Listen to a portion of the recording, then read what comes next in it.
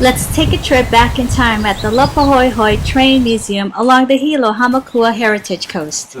The whole place that we're at right now is the Laupahoehoe Train Museum.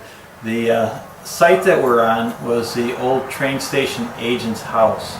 Our train station sat right in our front yard. That's why we have the only sidewalk on the Hamakua coast. It was the actual loading dock for the trains. The train ran right along where the highway's at now. And it said it went from Hilo all the way up to Pauhilo. So as you're driving up and down the coast now, you're actually going right over the railroad right away.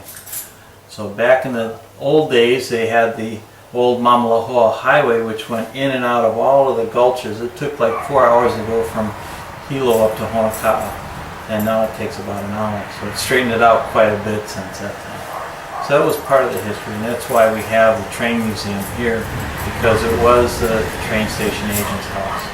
So where we're at right now, where the caboose is on, is part of the Y. So the train would have backed up into the yard and would have turned around, headed back towards Hilo. So the interesting thing about trains, you can't just turn like you do a car. It have to follow the tracks. So the only way it could really turn around here was it would back up and turn. When it got to Pauhilo up there, they actually had a turntable where it would turn the engine around and they could head back the other way. We're actually started coming up the Hamakua coast here in 1909. So the trains ran from 1909 till 1946. In 1946, the tsunami hit down in Hilo, destroyed most of the rolling stock down there, and pretty much a lot of the trestle along the route. And it was going to cost them over $500,000 to replace everything, so they just went bankrupt. Because it was 46, so it was right after World War II, iron was at premium prices.